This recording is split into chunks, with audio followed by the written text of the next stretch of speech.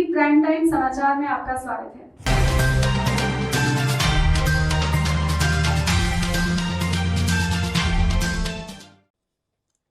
नमस्कार friends, weekly briefing on कोविड-19 health ministry की तरफ से we have health secretary with us, DG ICMR. So I will request health secretary to start sir. नमस्कार, हम आपको आज दो प्रेजेंटेशन दिखाएंगे। एक तो देश में कोविड की स्थिति के बारे में और दूसरा ऑक्सीजन, खासकर मेडिकल ऑक्सीजन में देश ने किस प्रकार प्रगति की है उसकी ओर आपका ध्यान आकृष्ट करेंगे। ये मुख्य बातें हैं इस सप्ताह की। इस सप्ताह हमने देखा कि हमारे यहाँ जो रिकवर्ड केसेस हैं उनकी संख्या 67 लाख से अधिक हो गई है। ये विश्व की सबसे बड़ी संख्या है रिकवर्ड केसेस की। हमने इस समय तक 9 करोड़ 60 लाख टेस्ट किए हैं देश भर में। ये विश्व की दूसरी सबसे बड़ी संख्या है टेस्ट्स की किसी भी देश में। इतनी भारी तादाद में, इतनी बड़ी संख्या में टेस्ट करने के बावजूद जो क्यूमुलेटिव पॉजिटिविटी रेट है देश का वो 7.90% है, यानी 8% से नीचे आ गया है। जो साप्ताहिक पॉजिटिविटी रेट है वो 6% है। अगर आज सुबह का देखें तो 5.9 था, तो इसमें भी भारी गिरावट हुई है। और यदि दैनिक पॉजिटिविटी रेट देखें तो ये 4.5% है। ये तब हो रहा है जबकि क्यूमुलेटिव टेस्ट तो बड़े ही हैं, 9 करोड़ 60 लाख हो गए हैं, और औसतन जो हम प्रतिदिन टेस्ट कर रहे हैं, अगर पिछले सप्ताह के आंकड़ों के आधार पर देखें तो वो 10,24,000 टेस्ट हम प्रतिदिन पिछले सप्ताह हमने किए। उससे पिछले सप्ताह का देखें तो वो कुछ और अधिक हमने प्रतिदिन किए थे, लगभग 11 लाख के करीब किए थे। और यदि हम देखते हैं कि कुल केसेस में से एक्टिव केसेस कितने हैं तो वो केवल 9.8% हैं। ये वो केसेस हैं जो कि अस्पतालों में हैं या होम आइसोलेशन में हैं, तो इनकी संख्या भी लगातार घट रही है। यदि हम केस पर million population reported in last 7 days देखें, ये कुछ भिन्न आंकड़ा है जो हम पहली बार आपको दिखा रहे हैं। ये आंकड़ा WHO अपने वेबसाइट पर देता है, और इसलिए इस आंकड़े को वो देते हैं ताकि हम ये देख सकें कि सप्ताह में पूरे विश्व में कहाँ कहाँ सर्जेस हो रही हैं, कहाँ अचानक केसेस की संख्या बढ़ रही है। तो जैसे पिछले सप्ताह हम लोगों ने देखा कि यूरोप के अनेक देशों में सर्ज हुए केसेस में, तो वो इसमें कैप्चर होता है। तो आप देखेंगे कि भारत में जो केस पर मिलियन पॉपुलेशन है पिछले सप्ताह का वो केवल 310 हैं। विश्व का औसत 315 है। ब्राज़ील में ये 665, रशिया में 706, स्पेन में 936, यहाँ एक दूसरा सर्ज देखा जा रहा है। अमेरिका में 1153, यहाँ भी दूसरा सर्ज हो रहा है। यूके में 1746 प्रति मिलियन, यहाँ भी सर्ज देखा जा रहा है। और फ्रांस में 2457। तो ये वो देश हैं जहाँ की the numbers are surging again. अब यदि डेथ प्रति मिलियन पॉपुलेशन देखें तो हम अभी भी विश्व में सबसे कम डेथ प्रति मिलियन के देशों में से हैं। हमारे यहाँ 83 डेथ प्रति मिलियन पॉपुलेशन है, जबकि अन्य देशों में ये 150 से लेकर 700 प्रति मिलियन तक है। विश्व का औसत भी कहीं अधिक है और वो 142 प्रति मिलियन है। ये रिकवरी रेट है। जैसा कि हम आपको बताते रहे हैं कि देश का रिकवरी रेट लगातार बढ़ रहा है। 1 सितंबर को जो रिकवरी रेट था वो लगभग 77% था, 76.94%। और आज जब हम आपसे बात कर रहे हैं तो ये रिकवरी रेट 88% से भी अधिक हो गया है, और इसमें सतत बढ़ोतरी जारी है। जहाँ एक और हमारा रिकवरी रेट बढ़ रहा है, वहीं दूसरी ओर जो हमारे एक्टिव केसेस हैं उनमें लगातार हम देख रहे हैं कि गिरावट आ रही है। 1 सितंबर को एक्टिव केसेस की संख्या 7,85,000 थी। उसके बाद जब ये एकदम तेज़ी से बढ़े तो ये 17 और 18 सितंबर तक बढ़कर 10 लाख से अधिक हो गए, और आज जब हम आपसे बात कर रहे हैं तो ये 7,48,000 है, यानी पहली सितंबर के एक्टिव केसेस से भी कम हो गए हैं कुल एक्टिव केस देश में। ये प्रतिदिन जो नए केस हम रिपोर्ट करते हैं, नए पॉजिटिव केस, उसका विवरण है, जिसमें हमने दिखाया है कि पिछले 24 घंटों में देश में 46,700 एक्टिव केसेस दर्ज किए गए और ये 84 दिन के बाद है जबकि देश के स्तर पर एक्टिव केसेस जो नए आते हैं प्रतिदिन वो 50,000 से नीचे हो गए हैं। इससे पहले 29 जुलाई को 48,500 के लगभग नए केस आए थे और 29 जुलाई के बाद ये लगातार बढ़ते गए। अब 84 दिनों के बाद ये फिर से घटकर 50,000 से नीचे पहुंच गए हैं। लेकिन ये जो नए केस हैं और जो एक्टिव केस हैं ये आखिर कहाँ कंसंट्रेटेड हैं, ये प्रश्न है जो हम आपको इस प्रेजेंटेशन में बताएंगे। उससे पहले हम आपको केस फर्टिलिटी रेट के बारे में बताना चाहते हैं। पहली सितंबर को जो केस फर्टिलिटी रेट था या मृत्यु दर थी वो 1.77% था और ये घटकर अब 1.52% हो गया है और ये भी निरंतर नीचे जा रहा है।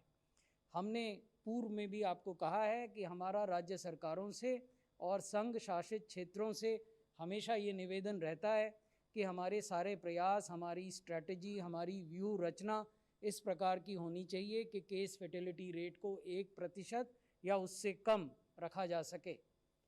ये जो मैं आपको कह रहा था कि आखिर जो एक्टिव केसेस हैं जिनकी संख्या में निरंतर गिरावट हो रही है ये कहाँ हैं, तो 6 राज्य हैं जहाँ 64% एक्टिव केस हैं।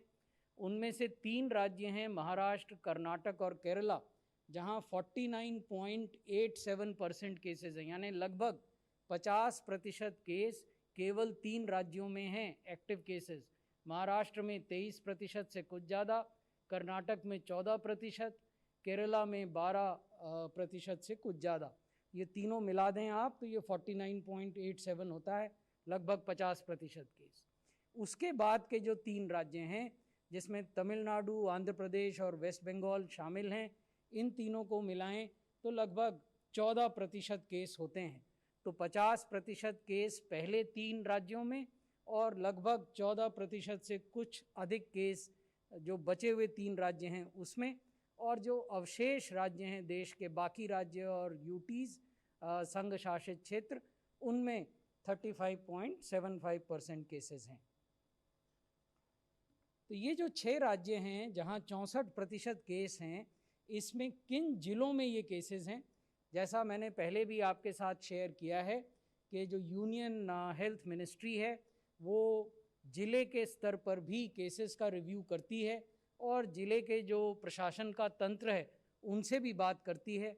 तो महाराष्ट्र में मुंबई, पुणे, ठाणे, नागपुर, अहमदनगर, कर्नाटक में बेंगलुरु अर्बन, मैसूर, तुमकुर, दक्षिण कन्नड़ा और हासन, केरला में एर्नाकुलम, कोझिकोड, थिरुवनंतपुरम, मल्लपुरम और थ्रिसूर, वेस्ट बंगाल में Kolkata, 24 Parganas north and south, Howrah and Hooghly, Tamil Nadu में चेन्नई, कोयम्बटूर, सालेम, चेंगलपेट्टू, थिरुवल्लूर, और आंध्र प्रदेश में ईस्ट गोदावरी, चित्तूर, वेस्ट गोदावरी, गुंटूर और प्रकाशम। तो ये तो पहला प्रेजेंटेशन था जो हम आपके सामने कोविड की स्थिति के बारे में करना चाह रहे थे। अब हम आपको बताना चाहेंगे कि देश में जो मेडिकल ऑक्सीजन की अवेलेबिलिटी है सभी हेल्थ केयर फैसिलिटीज़ में, उसमें क्या परिवर्तन हुए हैं और सरकार ने क्या प्रोएक्टिव स्टेप्स इस मामले में उठाए हैं। ये एक स्नैपशॉट है 1 सितंबर से लेकर आज तक का उन मरीज़ों का जो ऑक्सीजन सपोर्टेड बेड्स पर हैं। जब हम कहते हैं ऑक्सीजन सपोर्टेड बेड्स तो उसमें 3 तरह के बेड शामिल होते हैं। एक वो बेड जिनमें कि ऑक्सीजन की सुविधा दी गई है, चाहे ऑक्सीजन के सिलेंडर से या मैनीफोल्ड सिस्टम से, दूसरे आईसीयू के बेड जिनमें ऑक्सीजन की सुविधा है, और तीसरे वेंटिलेटर के बेड जिनमें ऑक्सीजन की सुविधा है। यदि आप इसको देखेंगे तो 1 सितंबर को लगभग 43,000 से कुछ अधिक लोग देश भर में इन 3 प्रकार के बेड्स पर ऑक्सीजन पर थे और ये संख्या निरंतर लगातार बढ़ती गई और 25 सितंबर को ये बढ़कर 75,000 हो गई। यानी this number increased of the patients who were on oxygen support from 43,000 to 75,000 in the third week of September. Then this number started declining. उसके बाद ये नंबर लगातार घटता गया और आज जब हम आपसे बात कर रहे हैं तो 57,000 57,000 से कुछ अधिक मरीज़ हैं जो ऑक्सीजन के बेड्स पर हैं। आप देखेंगे कि हालांकि गिरावट हुई है लेकिन 1 सितंबर की तुलना में ये नंबर अभी भी अधिक है।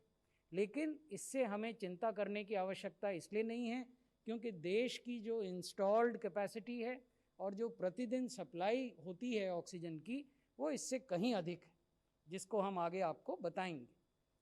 ये है ऑक्सीजन की सप्लाई राष्ट्रीय स्तर पर। ये हम आपको साप्ताहिक तस्वीर दिखा रहे हैं।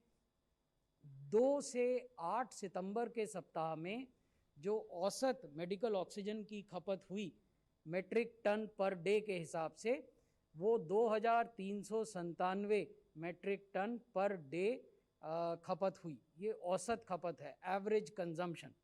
उसके बावजूद उस वीक के अंत में हमारे पास 15,000 से अधिक मेट्रिक टन ऑक्सीजन का भंडार था, यानी वी वर इन सरप्लस। वैसे ही 7 से 15 सितंबर के सप्ताह में औसत प्रतिदिन ऑक्सीजन की खपत बढ़ी और 2,791 मेट्रिक टन प्रतिदिन हो गई। उसके बावजूद सप्ताह के अंत में हमारे पास 14,900 मेट्रिक टन का भंडार था। 15 से 21 सितंबर में ये 2,747 मेट्रिक टन प्रतिदिन कंजम्पशन थी। उसके बावजूद वी हैड सफिशिएंट स्टॉक्स। और इसी प्रकार से आप देखेंगे कि अब ये लगातार घट रही है कंजम्पशन। तो ये जो पीक कंजम्पशन थी ये 9 सितंबर से 15 सितंबर के सप्ताह में 2,791 थी और इसी सप्ताह में एक विशेष दिन ये 2,900 मेट्रिक टन प्रतिदिन हुई। लेकिन अब आप देखेंगे कि ये घटकर 2,503 मेट्रिक टन हो गई है और अभी भी हमारे पास 17,103 मेट्रिक टन के भंडार सरप्लस उपलब्ध हैं। ये स्लाइड ये दिखाती है कि देश में पिछले 10 महीने में कभी भी मेडिकल ऑक्सीजन की कोई कमी नहीं हुई और वर्तमान में भी मेडिकल ऑक्सीजन की कोई कमी नहीं है। So we are in a extremely comfortable position. However, as the Union Ministry of Health, we have always believed in proactive and graded response to the pandemic. Therefore, we have taken proactive steps. और वो proactive steps क्या हैं oxygen की supply को augment करने के, वो हम आपको आगे बताएंगे। लेकिन वो बताने से पहले ये जानना ज़रूरी है कि ऑक्सीजन के स्रोत क्या हैं, what are the sources of medical oxygen. तो ये 2 प्रकार के सोर्स होते हैं। एक होता है स्टोर एंड सप्लाई, दूसरा होता है generate and supply. Store and supply का अर्थ है कि प्राइवेट कंपनियां ऑक्सीजन का निर्माण करती हैं और उसको फिर वो ऑक्सीजन सिलेंडर में बेचती हैं या लिक्विड ऑक्सीजन के रूप में। आपने देखा होगा वो बड़े ट्रक्स में, बड़े सिलेंडर्स में, जिनको ISO सिलेंडर कहा जाता है, लिक्विड ऑक्सीजन ट्रांसपोर्ट की जाती है। तो ये एक स्रोत है ऑक्सीजन का। दूसरा स्रोत है कि ऑक्सीजन कंसंट्रेटर्स का इस्तेमाल होता है। ये बेड साइड कंसंट्रेटर होते हैं। आप में से हो सकता है कुछ लोगों के घरों में हो जहाँ सीनियर सिटीज़न हैं, तो इनको बेड के बगल में रखा जाता है और ये वातावरण से हवा लेते हैं और उस हवा को ऑक्सीजन में कन्वर्ट करते हैं और मरीज़ को या जो भी रेसिपिएंट है उसको देते हैं। रफली ये जो जिस रेट पर देते हैं वो 5 से 7 लीटर प्रति मिनट की दर से ये ऑक्सीजन उपलब्ध कराते हैं। अस्पतालों में इनका कोई विशेष उपयोग नहीं है। अस्पतालों के लिए there is something known as a PSA oxygen generator plant. These are standalone independent plants which are established in hospitals and which again work on the same principle as oxygen concentrators which are used at home. They also capture the normal air and convert it into oxygen, nitrogen and argon. But majority of what is converted is oxygen, and then that oxygen is either bottled in oxygen cylinders or is put in a pipeline and then provided to different beds. So what are the steps that the Union Ministry of Health and Family Welfare has taken? जो केंद्रीय स्वास्थ्य मंत्रालय है उन्होंने क्या कदम उठाए पिछले 4-5 महीनों में? पहला कदम था इंफ्रास्ट्रक्चर को ऑगमेंट करने का, मैं आपको आगे एक्सप्लेन करूंगा कि ये कैसे हुआ। दूसरा था ensuring uninterrupted supply of medical oxygen, कहीं भी व्यवधान न हो मेडिकल ऑक्सीजन की सप्लाई में, ये कैसे किया गया ये भी मैं आपको बताऊंगा। Monitoring and coordination with the state governments, राज्य सरकारों के साथ बेहतर समन्वय हो जिससे ऑक्सीजन की कमी ना हो, और प्रोएक्टिव इंटरवेंशंस कुछ किए गए, उसके बारे में भी हम आपका ध्यान आकृष्ट करेंगे। सबसे पहले इंफ्रास्ट्रक्चर को कैसे बढ़ाया गया, मैं आपको बताना चाहूँगा कि जब ये वैश्विक महामारी शुरू हुई उसके बाद अप्रैल माह में देश भर में ऑक्सीजन सपोर्टेड बेड्स की संख्या 57,924 थी, 57,924। उसी प्रकार से आईसीयू बेड्स की संख्या 23,815 और वेंटिलेटर बेड्स की संख्या 11,993। ये तीनों, मैंने जैसा आपको पहले बताया, ये तीनों बेड्स ऐसे हैं जिनमें ऑक्सीजन की सुविधा मरीज़ को मिलती है। आज जब हम आपसे बात कर रहे हैं तो ऑक्सीजन सपोर्टेड बेड की संख्या में भारी वृद्धि हुई है और 57,000 से बढ़कर आज देश में 2,65,000 से ज़्यादा ऑक्सीजन सपोर्टेड बेड्स हो गए हैं। उसी प्रकार 23,000 आईसीयू बेड्स थे अप्रैल में, वो बढ़कर 77,000 हो गए हैं, और वेंटिलेटर बेड 11,900 के करीब थे, वो बढ़कर 39,527 हो गए। तो इंफ्रास्ट्रक्चर में एक तरह से अप्रत्याशित वृद्धि हुई है ताकि हम भविष्य में भी अगर कोई नंबर बढ़ता है तो उनको आसानी से केटर कर सकें। इंफ्रास्ट्रक्चर ऑगमेंटेशन में ही हमने जो ऑक्सीजन प्रोडक्शन की कैपेसिटी थी देश की, अप्रैल 2020 में वो केवल 5,913 मेट्रिक टन थी, उसको बढ़ाकर सितंबर 2020 में 6,862 मेट्रिक टन किया गया, और अक्टूबर के अंत तक ये बढ़कर 7,191 मेट्रिक टन हो जाएगी। यानी 5,900 मेट्रिक टन से बढ़कर 7,191 मेट्रिक टन। इस काम में बहुत बड़ा सहयोग DPIIT द्वारा किया गया। हमारा ये मानना है कि whole of the government approach जिसकी हम बात करते हैं, ये उसका एक बहुत बड़ा और बहुत ही शाइनिंग एग्जाम्पल है, जिसमें कि अनेक मंत्रालयों ने एक साथ काम करके, स्टील मंत्रालय की भी भूमिका है क्योंकि कुछ स्टील प्लांट्स भी ऑक्सीजन का उत्पादन करते हैं। तो DPIIT, ministry of steel, ministry of health and family welfare, सब ने मिलकर ये प्रयास किया जिससे कि ये वृद्धि हुई ऑक्सीजन की प्रोडक्शन कैपेसिटी में। इसके अलावा अस्पतालों में क्रायोजेनिक ऑक्सीजन टैंक्स रखे जाते हैं, ये भी स्टोरेज की एक व्यवस्था है। क्रायोजेनिक टैंक्स में ऑक्सीजन गैस के रूप में स्टोर नहीं की जाती, इसको हम लिक्विड के रूप में लो टेम्परेचर पे स्टोर करते हैं। तो 1 अप्रैल को अगर हम देखें तो जो क्रायोजेनिक टैंक्स थे जो सरकार ने लगाए थे 1 अप्रैल को, वो 606 थे जिनकी कैपेसिटी लगभग 6 मेट्रिक टन ऑक्सीजन रखने की थी। 1 अप्रैल के बाद से लेकर आज तक 78 नए क्रायोजेनिक टैंक्स अस्पतालों में लगाए गए और इसमें 894 मेट्रिक टन की कैपेसिटी क्रिएट की गई। वो जो पहला था वो पॉइंट ना होकर 5,938 मेट्रिक टन है। So my apologies for that. जो तीसरा काम हुआ वो ये कि हमने अनेक जगह पर क्रायोजेनिक टैंक्स को स्थापित करने की योजना भी बनाई है, जिस पर तेज़ी से काम शुरू हो गया है, और हमारा ये मानना है कि अक्टूबर के अंत तक 91 जगहों पर और क्रायोजेनिक टैंक्स बन जाएंगे। इस प्रकार अगर हम देखें 1 अप्रैल से लेकर 31 अक्टूबर तक तो 775 क्रायोजेनिक टैंक्स अलग अलग अस्पतालों में और हेल्थ केयर फैसिलिटीज़ में बनाए जाएंगे, जिनमें 7,438 मेट्रिक टन की स्टोरेज कैपेसिटी होगी। तो ये ऐसी चीज़ है जो कि इन्फेक्शन के समाप्त होने के बाद भी या इन्फेक्शन के कम होने के बाद भी मेडिकल ऑक्सीजन के उपयोग में बहुत योगदान देगी। Ensuring uninterrupted supply of medical oxygen, इसमें पहला काम ये किया कि भारत सरकार के स्वास्थ्य मंत्रालय का जो पोर्टल है कोविड-19 इंडिया पोर्टल, उसमें ये सुविधा उपलब्ध कराई सभी राज्यों को और सभी यूटीज़ को कि वो एडवांस प्लानिंग और टाइमली रिप्लेनिशमेंट ऑफ ऑक्सीजन के स्टॉक का वो समय रहते हुए उसको फिर से भर सकें, उसका इन्वेंट्री मैनेजमेंट वो करें, इसकी एक सुविधा उनको उपलब्ध करा दी है। तो अब प्रत्येक अस्पताल के लिए इन्वेंट्री मैनेजमेंट ऑक्सीजन का प्रत्येक राज्य कर सकता है। साथ ही साथ जैसा मैं आपको कह रहा था, whole of the government approach, उसके तहत भारत सरकार के गृह मंत्रालय ने डायरेक्शंस इशू किए, जिसमें ये कहा गया कि ऑक्सीजन का जो मूवमेंट होगा राज्यों और यूनियन टेरिटरीज़ के बीच, वो बिना किसी हिंड्रेंस के होगा और 24 घंटे हो सकता है। पहले ये कहा जाता था कि दिन के समय ऑक्सीजन के टैंकर और इस प्रकार के बड़े ट्रक शहर में एंटर नहीं करेंगे, तो वो रिस्ट्रिक्शन इस आदेश से हटा दिया गया। साथ ही ये भी कहा गया कि अगर लिक्विड मेडिकल ऑक्सीजन के टैंकर शहर में आते हैं तो उनको ग्रीन कॉरिडोर की सुविधा उपलब्ध कराई जाए।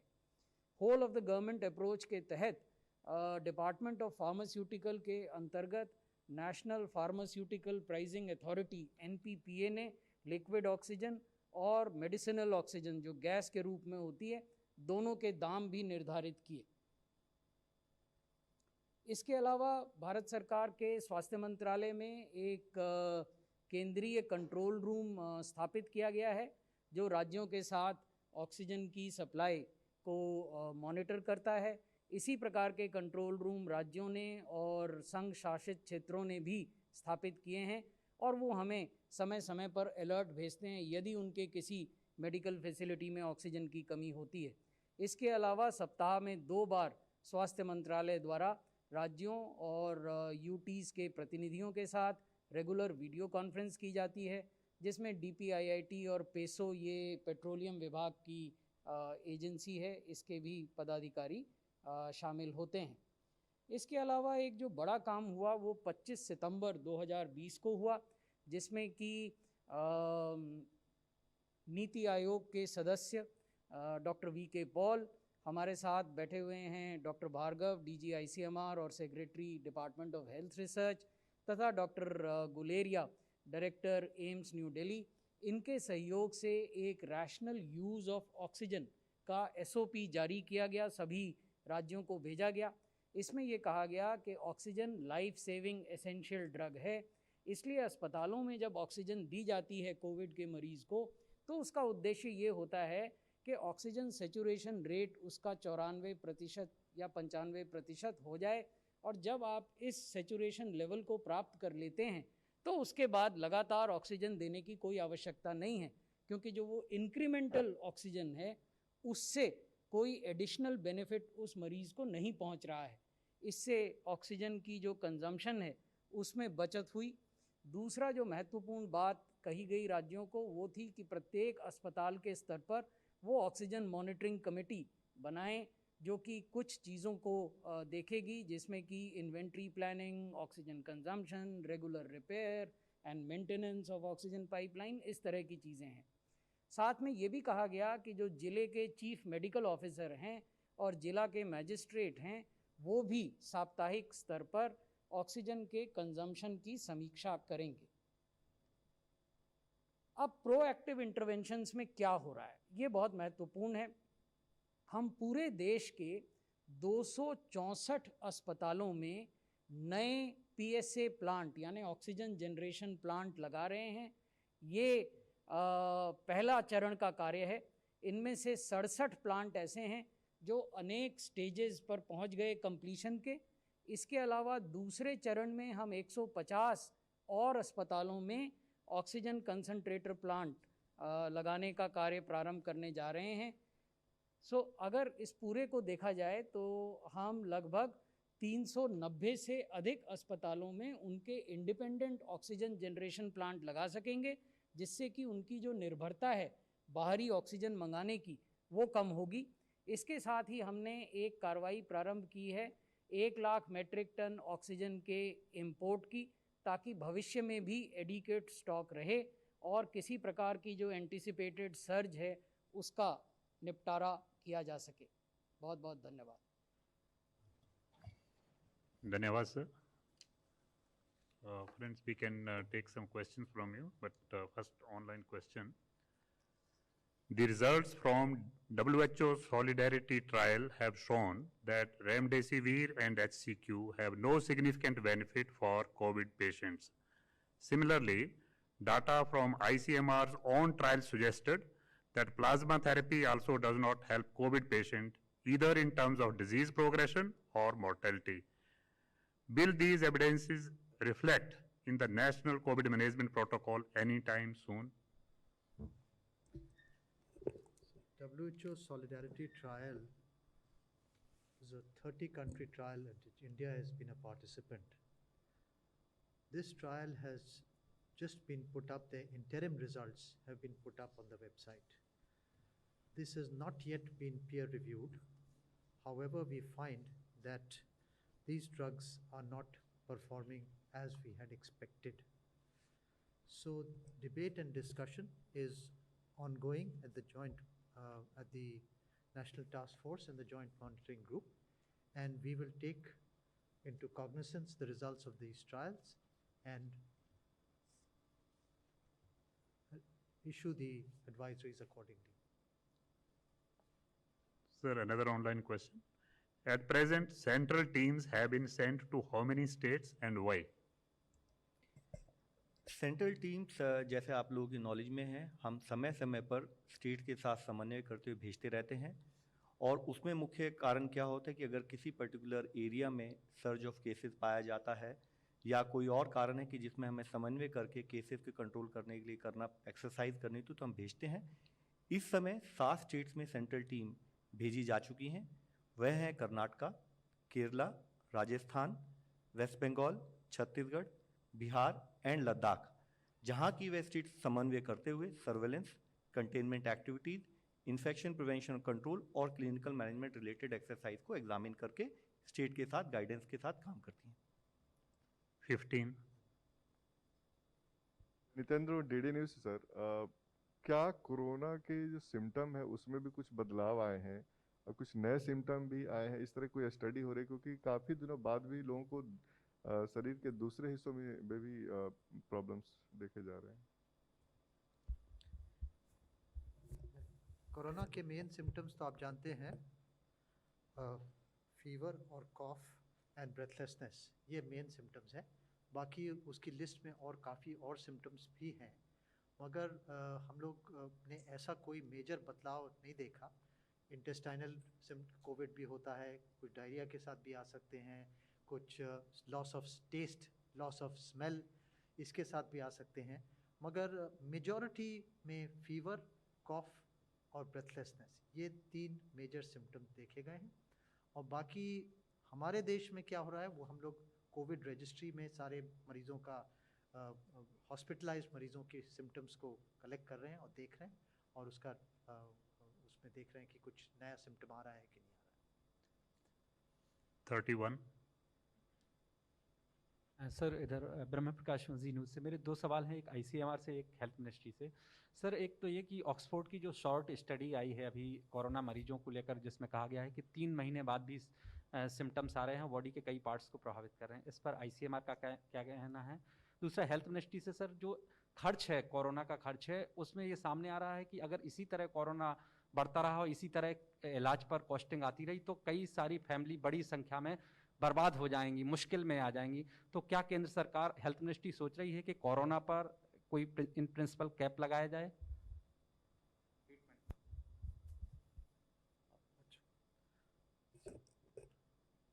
Corona, after corona infection, antibodies develop in the body. Now, these antibodies, after any infection, antibodies पैदा होते हैं शरीर में, वो कब तक लास्ट करेंगे इसके लिए कई स्टडीज़ आई हैं, कई ने किसी ने कहा है 3 महीने रहते हैं, कुछ कई ने कहा है 4 महीने रहते हैं, कुछ ने 5 महीने तक देखा है इन एंटीबॉडीज़ को। ये बीमारी नई है, इसके बारे में अभी इतना ही मालूम है। तो 5 महीने तक यदि लास्ट करते हैं और किसी के एंटीबॉडी कम हो गए तो उनको दोबारा बीमारी फैल सकती है, दोबारा संक्रमण हो सकता है। इसलिए एहतियात बरतना ज़रूरी है, मास्क पहनना ज़रूरी है, even after you have got the disease. Corona के इलाज को कैप करने से संबंधित जो आपने प्रश्न पूछा, ये मामला ऐसा है जिसमें कि माननीय सर्वोच्च न्यायालय के समक्ष भी अनेक याचिकाएं लाई गईं। उसमें माननीय सर्वोच्च न्यायालय ने कुछ दिशा निर्देश दिए हैं जिनका पालन केंद्र सरकार और राज्य सरकारें कर रही हैं। 256। सर मेरा सवाल वैक्सीन को लेके है कि वैक्सीन के प्रोक्योरमेंट या फिर उसको एक जगह से दूसरी जगह ले जाने की कई सारी योजनाएं बन रही है।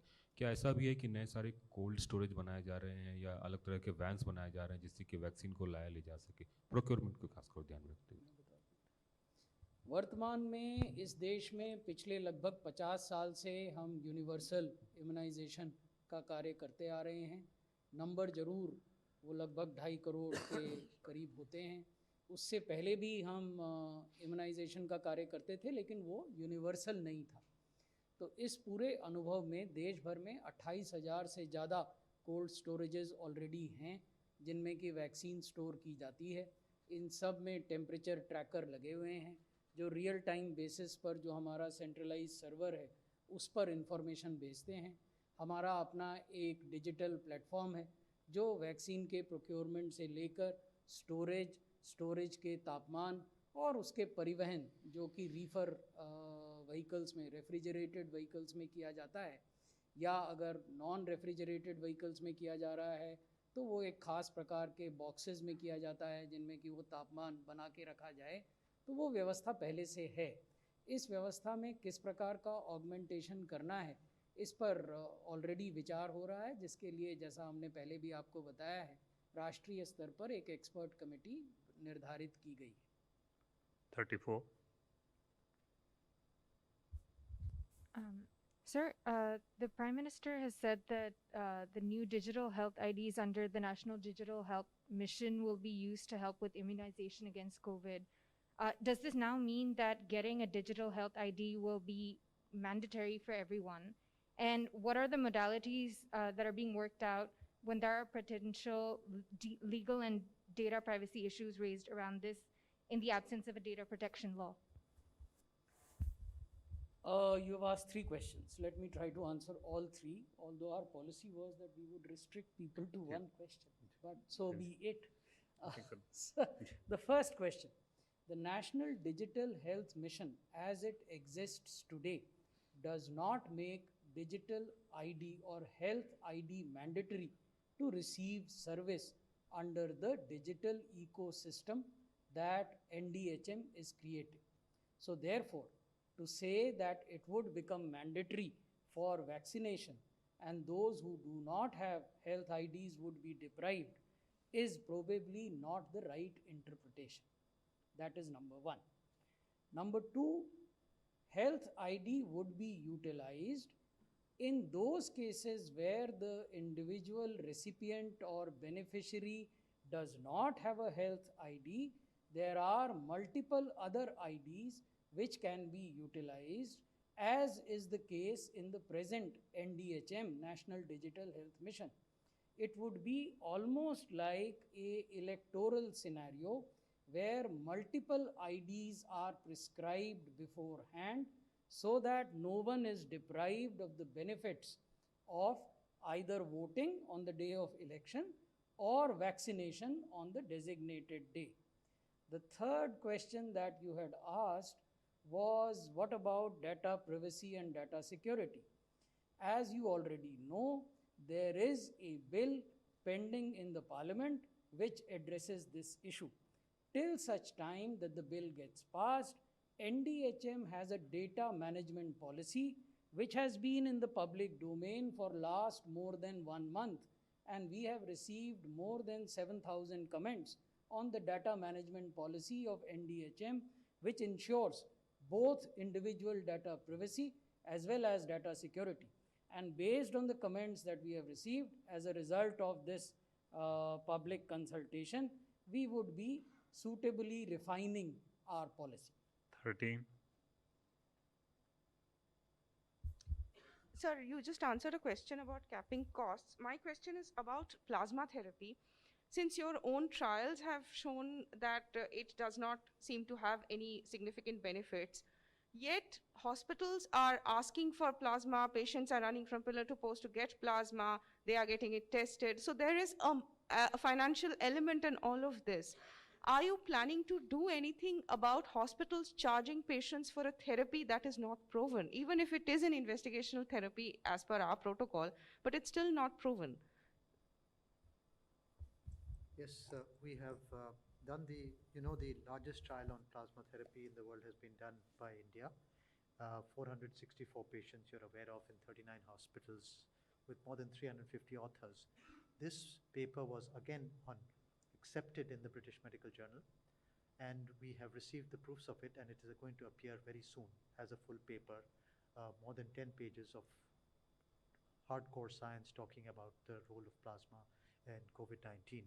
So we have had discussions in the National Task Force, and we are discussing further with the Joint Monitoring Group that this may be deleted from the national guidelines. That is the discussion ongoing, and more or less we are reaching towards that. 26.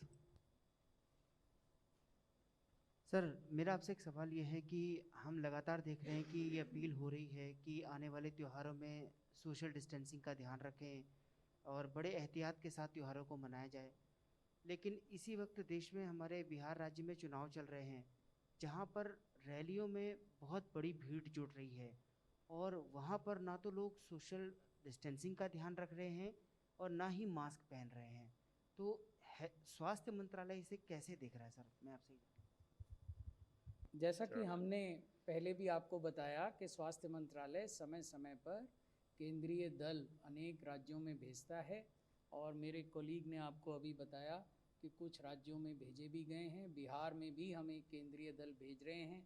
इसी दृष्टिकोण से भेज रहे हैं कि election की प्रक्रिया के दौरान, चाहे नामांकन की प्रक्रिया हो, स्क्रूटनी की प्रक्रिया हो या कैंपेनिंग की प्रक्रिया हो, उसमें जो कोविड अप्रोप्रिएट बिहेवियर है उसका पालन किया जाए और उसमें किस प्रकार की मदद हम राज्य सरकार की कर सकते हैं, ये भी हम देख रहे हैं। 32.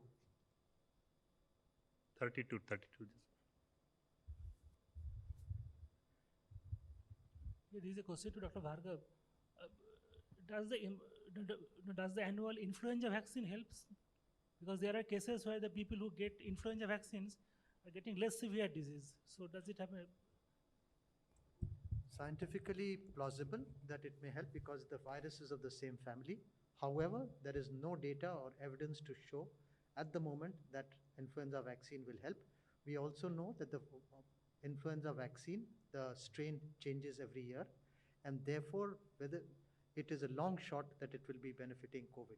So I personally feel that it may not be having a tremendous benefit. 14. Good evening.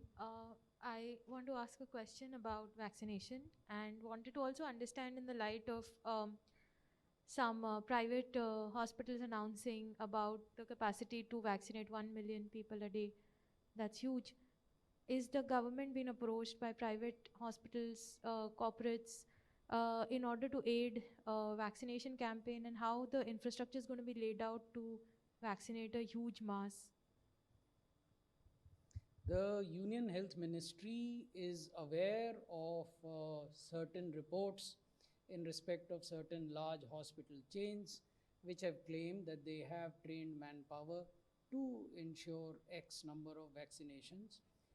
We are in constant engagement with private sector healthcare providers, and going ahead, as the contours of a plan develop, we would be sharing it with you.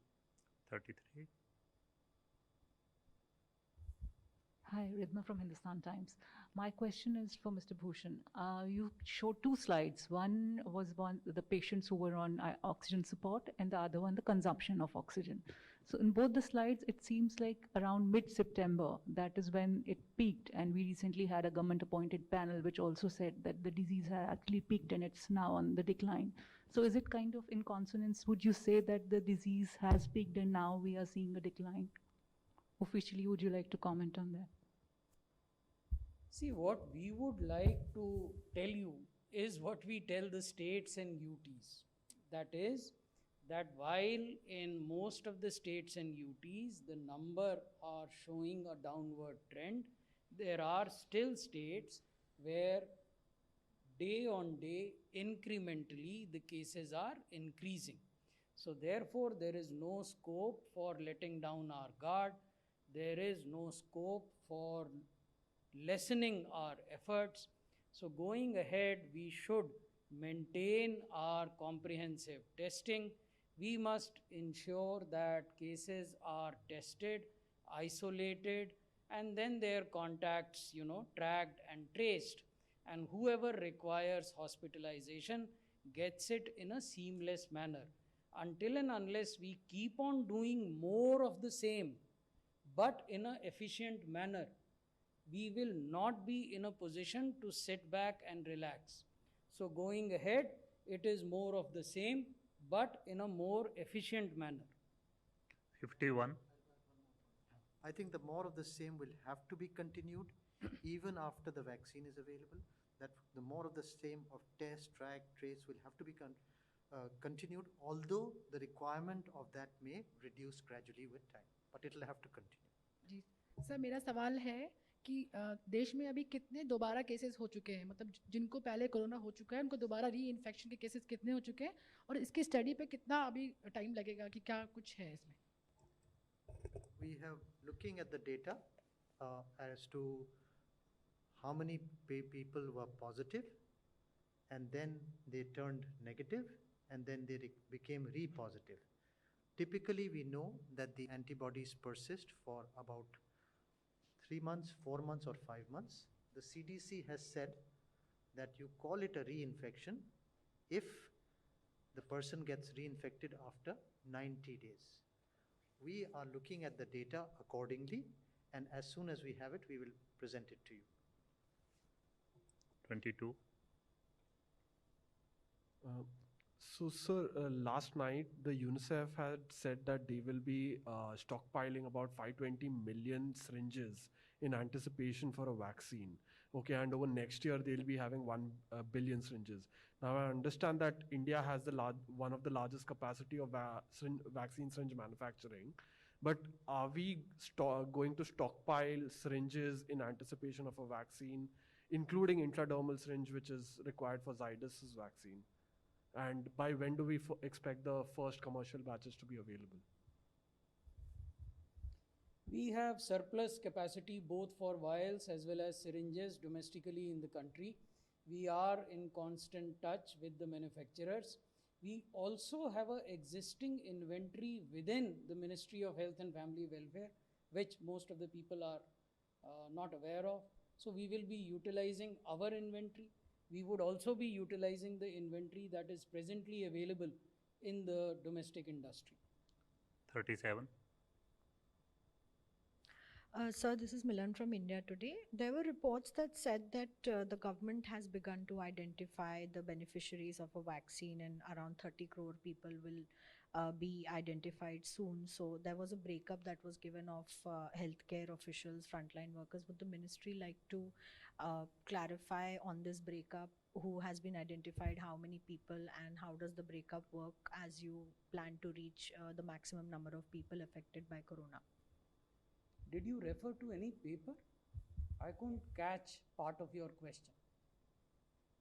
If you did, can you elaborate? What did you So, refer to? according to this breakup, it says that about 30 crore priority beneficiaries have been identified, and there are about MBBS doctors, about 20 lakh of them, 15 lakh nurses, ASHA workers, 10 lakh ASHA workers, allied healthcare professionals, 7 to 8 lakhs. In fact, some of the people who have been identified are healthcare workers and people also above the age of 50 years.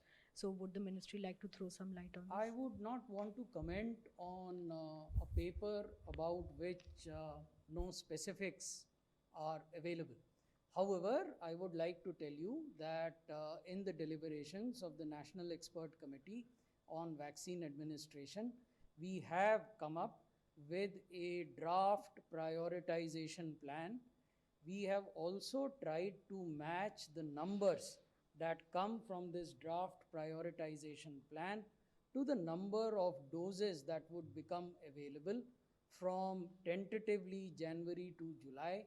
And we think that if the present trials proceed according to plan and succeed, then the number of doses that will become available from January to July would be sufficient to immunize the priority list persons that we are working on. 21. Once the details are available, we would share it with you. 21. हाँ sir, एक government panel ने ये assess किया है कि peak हो गया है कोविड केसेस का और फरवरी तक जो हैं जो केसेस होंगे वो नेग्लिजिबल हो जाएंगे। तो क्या हेल्थ मिनिस्ट्री इसको एंडोर्स करती है या फिर कुछ और असेसमेंट है आप लोगों का? मुझे लगता है कि जो आप संदर्भ ले रहे हैं वो कुछ साइंटिफिक लोग हैं जिन्होंने मैथमेटिकल मॉडलिंग के आधार पर प्रोजेक्शंस किए हैं। इसमें आईआईटी हैदराबाद के प्रोफेसर्स हैं, आईआईटी कानपुर के प्रोफेसर्स हैं, इसमें Indian institute of science Bangalore के प्रोफेसर्स हैं, इसमें आईएसआई कैलकाटा के प्रोफेसर्स हैं, इसमें सीएमसी वेल्लोर के प्रोफेसर्स हैं। So these are men of science. और इस प्रकार की जो मॉडलिंग और रिपोर्ट्स आती हैं, चाहे देश के भीतर से आएँ या देश के बाहर से आएँ, जो यूनियन हेल्थ मिनिस्ट्री है उनको गंभीरता से लेती है, उनका अध्ययन और विश्लेषण करती है। क्योंकि आपने एक विशिष्ट सवाल पूछा तो मैं इस रिपोर्ट के एक अंश का उद्धरण करना चाहूँगा। वो अंश कहता है, As the time goes on, the pandemic is becoming less active. However, the numbers will start rising again if proper practices of masking, disinfecting, tracing and quarantine are not followed. The downward trend will continue only if we continue with above practices. इसका अर्थ ये हुआ कि जो भी downward trend दिखाई दे रहा है वो तभी तक है जब हम 2 गज की दूरी बनाए रखते हैं, मास्क पहनते हैं, हैंड हाइजीन का पालन करते हैं, अनावश्यक भीड़ भाड़ नहीं लगाते। और यदि इन कोविड अप्रोप्रिएट बिहेवियर्स का पालन हम नहीं करते हैं तो ये नंबर बढ़ भी सकते हैं। तो ये संदेश केंद्रीय गृह मंत्रालय का और हम सब लोगों का हमेशा से रहा है। Last question, 16. Sir, Health Minister Dr. Harshvardhan had said that Kerala paid the price of being more relaxed in their restrictions when it was the time of Onam festivities. That's something even in the press conferences before has been said. Now, Mr. Pinarayi Vijayan, the Kerala Chief Minister, had said that it is wrong to blame the government there for being relaxed about restrictions. They say that the government had not relaxed any of the restrictions, public gatherings were not allowed. It's individuals who either faltered or it was some opposition parties who went out protesting and did not follow social distancing. So, what's your response to that? Do you hold the government of Kerala responsible for the spike in cases in Kerala? As Union Health Secretary, I would not like to comment on what political personalities observe. However, generic principles to be followed during festivities is something that we have elaborated in our SOPs. Thank you very much, sir. Thank you, friends.